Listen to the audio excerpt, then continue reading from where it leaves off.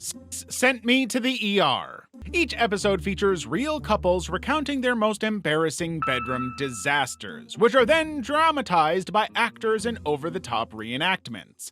On the surface, it's meant to be funny, complete with sound effects, shocked doctors, and awkward slow-mo scenes. But underneath the laughs, there's something a little darker going on. As is typical with many TLC shows, Sent Me to the ER often crosses the line between humorous and exploitation. It takes deeply personal, often traumatic experiences and plays them for laughs. Freak out! The most awful pain I can imagine struck me. It's a glow stick in her. There's no real interest in understanding how these situations affected the people involved. It's all about shock value. One of the most infamous episodes features a 440-pound man and his much smaller girlfriend. It's a cozy little setup you got here. Oh, thanks. During their first time together, things went from romantic to dangerous in seconds when he accidentally slammed her head through a sheetrock wall. She was literally stuck next to a wooden beam. While she ended up with no major injuries, the situation was far from harmless. The show treated it like slapstick comedy, brushing past how frightening or damaging that moment could have been. Another story involved a woman who experienced a 2-hour orgasm that refused to stop. What might sound like a dream scenario quickly became a nightmare. She was in pain, panicked, and couldn't get her body under control. Doctors eventually linked her symptoms to a mental health condition, but the show didn't take it seriously. Instead, they played it up for laughs, exaggerating her discomfort and ignoring how clearly distressed she was. And then there's the man who, while naked and enjoying the desert, somehow ended up with a legless lizard in his urethra. Yes, inside his bladder. The animal didn't survive, and the man was left in both physical pain and emotional guilt over the lizard. The show, unsurprisingly, treated the whole thing as absurd comedy rather than the extremely disturbing medical emergency it was. At its core, Sent Me to the ER is a show about humiliation disguised as humor. It invites viewers to laugh at the worst moments of someone else's life without ever asking them to feel anything deeper. Toddlers and Tiaras. Toddlers and Tiaras might just be one of the most controversial reality shows to ever hit television, mostly because of what it dared to put front and center: the competitive world of child beauty pageants. The show followed families as they prepared their children, some as young as 2 years old, to compete in grisly pageants that demanded full glam, big fake hair, and adult-level stage performances. These weren't preschool recitals. These were mini Miss Americas with glitter cannons and fake eyelashes. Yes, I am beautiful. And you told me, you said if I was beautiful, and I'm always beautiful. At first glance, the series seemed like harmless sparkle, but look a little closer and you'll see why it sparked constant outrage. Episodes regularly showed toddlers in disturbingly adult roles. One mother dressed her 3-year-old as Julia Roberts from Pretty Woman. Yes, the sex worker role, complete with thigh-high vinyl boots and a tiny mini-skirt. Another child, 4 years old, was paraded around in a Dolly Parton outfit, complete with padded fake breasts and a padded butt. These weren't isolated choices either. Nearly every episode featured young kids and provocative outfits and suggestive routines that made audiences question whether anyone behind the camera had ever heard of child protection laws. But it wasn't just about how these toddlers looked, it was about what they were put through. Early morning wake-ups at 4 a.m. for hair and makeup, spray tans that stained their baby skin, eyebrow waxing left them in tears, and flippers, fake teeth designed to make them look more polished, more perfect, and way less like the actual children they were. And if all that wasn't disturbing enough, enter Go-Go Juice, a cocktail of Red Bull and Mountain Dew that one mother fed her daughter to boost her energy. Or Pixie Sticks, better known as pageant crack, because apparently nothing says childhood innocence like powdered sugar stimulants. The show captured all of this in real time, glamorizing a culture where a child's value was determined by how well she could perform femininity. Not intelligence, not kindness, not creativity. Just how pretty she could look, how well she could sashay, and how obediently she could pose for judges. And these kids didn't have a say. They were being molded, painted, caffeinated, and pushed into a spotlight they never asked for. Go back, go back, go back. Let me show you how to do it.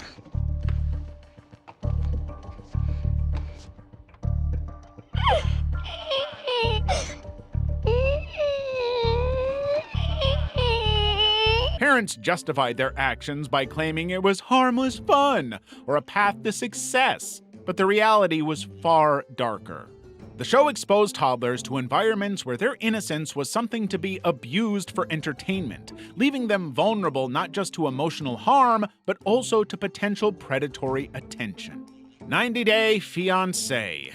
90 Day Fiance is a reality show built around a high-stakes deadline. Foreign fiancés have just 90 days to marry their American partners under the K-1 visa or pack up and leave the country. On paper, it sounds like a whirlwind love story. In practice, it's often a messy emotional roller coaster that pulls back the curtain on cultural clashes, power imbalances, and sometimes downright exploitative relationships. One of the most talked about stories comes from season 7's Juliana Custodio.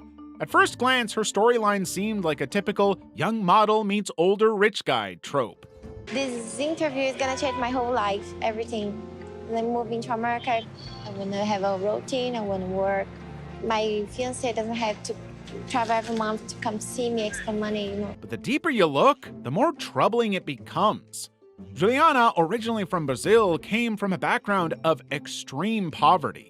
She worked in a sweatshop at just 8 years old and was allegedly trafficked by a modeling agency before being pushed into an arranged marriage at 17. By the time she appeared on the show at 23, she was engaged to 42-year-old Michael Jessen, a wealthy American businessman she met on a yacht in Croatia. The show dressed their relationship up as a fairy tale, but many viewers weren't convinced. Was this love or a survival strategy? Juliana later revealed that behind the scenes, the relationship was far from ideal. She was treated more like a live-in maid than a partner and ended up financially supporting Michael's household during the pandemic. Eventually, she left him. Not because the camera stopped rolling, but because she was once again stuck in a situation where she had no real control. Strange is not your average documentary. Originally a one-off special on Discovery Health, it eventually turned into a 6-episode series. The goal here was to explore the most taboo, uncomfortable, and downright bizarre corners of human sexuality. But while many shows tiptoe around these topics, Strange charges in with no apologies and no filters. The format is simple. Each episode profiles real people with unusual sexual behaviors, rare medical conditions, or extreme fetishes. These stories are told plainly, with minimal emotion and a heavy dose of clinical commentary from medical professionals. That straightforward delivery paired with often shocking content is exactly what makes the show so jarring. One standout episode introduces us to Ron Lowe, a man determined to reverse his circumcision. Yes, really. After years of feeling like he lost something essential as an infant, Ron began experimenting with methods to regrow his foreskin. He eventually invented a homemade device which involved taping his penis every day. His wife thought he was joking at first. He wasn't. In fact, he turned his experiment into a business, selling similar devices to other men seeking foreskin restoration. Then there's Kelly Miller, a woman born with uterus didelphys, a rare condition that gave her 2 vaginas. Her story is raw and deeply personal, touching on fears of infertility and the emotional strain of romantic rejection. But again, the show keeps things at arm's length. Instead of creating empathy, it treats her as another fascinating specimen, clinically dissected and emotionally distant. And if you thought it couldn't get weirder, enter Chris, a man who once feared balloons but now finds them sexually arousing. This is gonna be epic.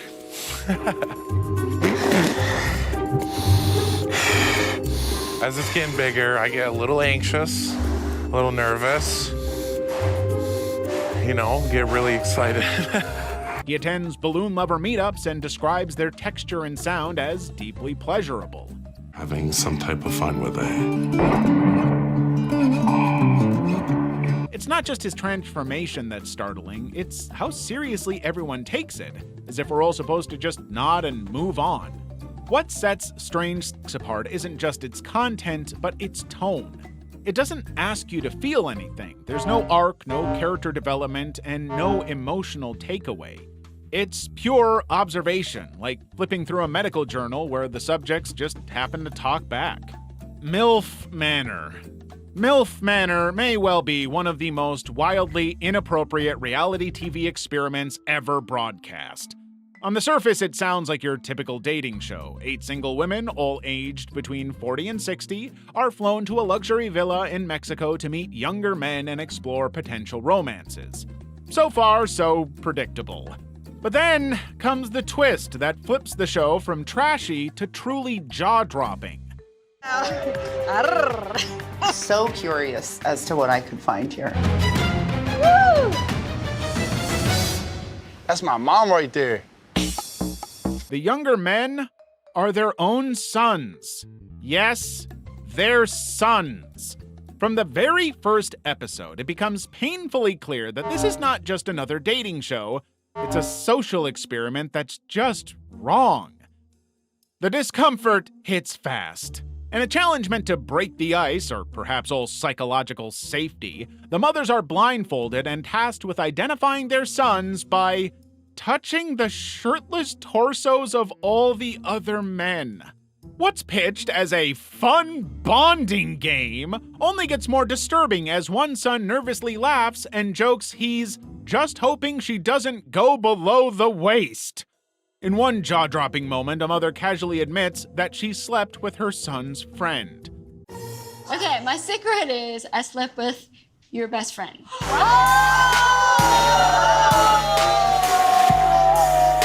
Her son looks visibly shaken, and the audience is equally horrified. Instead of treating the moment with the weight it deserves, the show gleefully zooms in, turning what could be real emotional trauma into a primetime spectacle. Adding to the psychological tension, mothers and sons are forced to bunk in the same rooms. While the moms openly flirt with other contestants, many of whom are their son's age, they also grow possessive, frequently stepping in to warn their sons away from certain women, often out of jealousy masked as concern. What results is a surreal blend of maternal authority and romantic rivalry, creating a power dynamic that feels more disturbing than dramatic. Technically, there's no incest, thank God. That's it right there, baby. Oh, yeah. But MILF Manor teeters so close to the edge that it constantly feels like it's daring you to look away, then punishing you for not doing so. I love a mama's boy. TLC has a long-standing tradition of creating reality TV that walks a fine line between fascinating and uncomfortable. I Love a Mama's Boy fits that mold perfectly, offering viewers an unfiltered look into mother-son relationships that blur, twist, and outright ignore healthy boundaries. At its core, the show explores what happens when a romantic relationship is forced to compete with a mother's unrelenting attachment to her adult son, and the results are often deeply bizarre. Thing revolves around like what your mom wants. She's really like wiggled her way into our relationship, and I feel like she needs to take a step back. I wish that like you could express that to her in like however you would like to tell her. I don't want to hurt her. So how would you say it? Like I would never say it. The premise centers around couples whose love lives are regularly hijacked by the man's mother. One of the most talked about moments involves Matt and his mother Kelly. In one episode, Matt takes his mom lingerie shopping to buy something for his girlfriend, Kim. Now, this is already really weird, but the scene escalates when Kelly decides to buy the same exact silk robe Matt selects for Kim. Nice, she would love that. I would love that. I'm kind of her size. Yeah. I could see me wearing that too. I can too. A gift meant to be romantic now feels like a three-way awkward triangle from a nightmare. For many viewers, this moment highlighted just how disturbingly close these mother-son duos can get. It wasn't just about shopping, it was Kelly inserting herself into the most intimate aspect of her son's love life. Another disturbing incident involves Mike and his mom, Liz, who turns possessiveness into a full-time job. She regulates what food Mike and his girlfriend Stephanie are allowed to keep in their home. But it doesn't stop there. Liz also accompanies Mike while shopping for Stephanie's birthday present and tells him not to spend more than $300. And how does she know how much he's spending? Because Liz shares a bank account with her grown son. This level of control isn't guidance, it's borderline financial guardianship. And it's all captured on camera with no shame. And then, just when you think the show couldn't possibly push the envelope further, along comes Ethan Weissman, who proudly refers to his mother as hot and a MILF. Yes, he said it out loud on camera to a national audience. While some might argue that this is just reality TV exaggeration, it doesn't take a psychology degree to recognize that emotional boundaries have been flattened with all the grace of a demolition crew. Smothered. If reality TV thrives on pushing boundaries, Smothered, TLC's series about overattached mother-daughter relationships, manages to bulldoze right through them. Where most family-centric shows highlight love, support, and the occasional harmless meddling, Smothered dives headfirst into deeply enmeshed dynamics that blur the line between intimacy and unhealthy dependence. One particularly jarring moment involves a mother named Laura and her daughter, who calmly reveal that they have a vial of sperm stored in their garage for an insemination scheduled the next morning. Their casual tone underscores just how normalized these extreme arrangements have become within the show's universe. Another featured pair, Sunhee and her daughter Angelica, present an equally eyebrow-raising dynamic. Although Angelica is an adult in a long-term romantic relationship, she still shares a bed with her mother. More notably, the two continue a lifelong ritual of sharing bathwater. This habit began when Angelica was a young child and simply continued into adulthood. Sunhee explains this tradition as a symbol of trust and connection. However, for many viewers, it registered more as a red flag, a practice that ignores personal boundaries under the guise of closeness. Mary and her daughter Brittany add another layer to the series' exploration of boundary erosion. Throughout Brittany's adolescence and into adulthood, the two have continued to shower together. They don't stop there, they brush their teeth side by side, undo the bed together every morning, and Mary even takes it upon herself to wash her daughter's body. Brittany frames this as a source of emotional comfort rooted in childhood patterns, but the level of physical proximity and caretaking raises serious questions about autonomy and privacy. It gets worse because another relationship exists between Marcia and her daughter Elena. In their household, a typical morning begins with Marcia licking Elena's face, a behavior that began when Elena was a child and has inexplicably persisted into her 20s. Marcia even describes herself as Elena's puppy, leaning into the act as a symbol of their bond. Rather than appearing affectionate or nostalgic, the ritual feels unsettling, suggesting a kind of emotional regression dressed up as maternal devotion. Extreme Cougar Wives. In 2012, TLC aired a one-hour special titled Extreme Cougar Wives, a reality show that set out to spotlight older women who exclusively date much younger men. On paper, it had the potential to explore themes of empowerment, ageism, and romantic autonomy. But in practice, it quickly devolved into a spectacle of awkward moments and disturbing storytelling.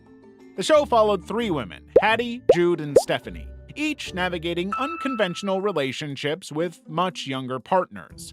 At 76 years old, Hattie was the most outspoken of the trio. She proudly shared her dating history with men as young as 18 and didn't shy away from being sexually candid. In one scene, she meets a 25-year-old named Andrew at a hotel pool and immediately begins flirting. According to Hattie, a cougar is a beast of prey that goes after young guys. That a cougar is a beast of prey that goes after young guys. Next was Jude, 53, who was in a relationship with Kevin, a 21-year-old. What made their pairing especially controversial was how they met, through Jude's daughter. Kevin had dated Jude's daughter back in middle school. We first met through my daughter. They were in middle school together. For the first year of their relationship, Jude would sneak into Kevin's bedroom late at night as Kevin still lived with his parents. When they decided to have a commitment ceremony, Kevin's family reacted with outrage, a moment captured on camera for maximum drama. The show lingered on the tense interactions between Kevin, Jude, and his family, despite this being a wildly personal situation.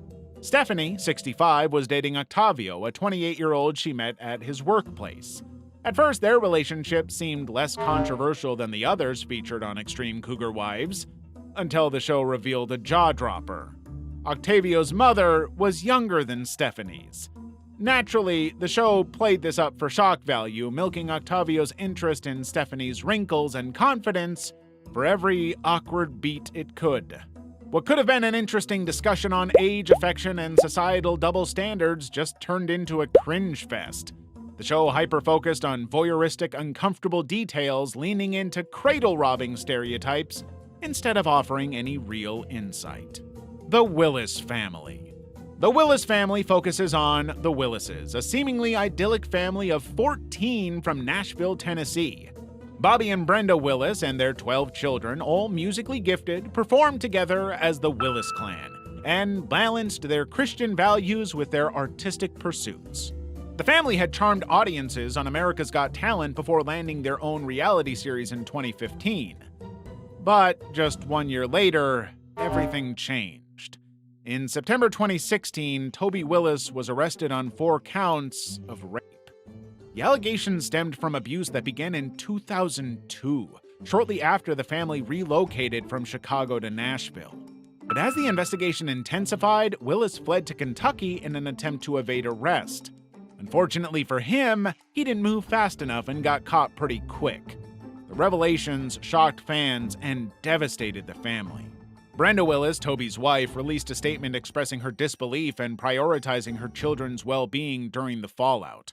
All public appearances by the family were canceled as they grappled with the trauma. The show was officially canceled, making an abrupt end to a project that had once celebrated their talents. In July 2017, Toby Willis pleaded guilty to all charges and received 2 25-year sentences and 2 40-year sentences, served concurrently without parole, effectively ensuring he would spend the rest of his life in prison. The sentencing brought legal closure, but left lasting scars on his victims and family members. Willis is charged with 1 count of child abuse. He allegedly had an encounter with an underage family member more than a decade ago. His eldest daughter, Jessica Willis Fisher, later revealed harrowing details about her father's abuse in a memoir, describing years of manipulation and fear before she finally reported him to authorities. The Willis children have since worked to rebuild their lives, releasing music that reflects their pain and resilience. Their album, Speak My Mind, became a therapeutic outlet for addressing the trauma they endured under their father's control. For many of them, rediscovering their voices has been a slow but necessary process of reclaiming their identities after years of silence.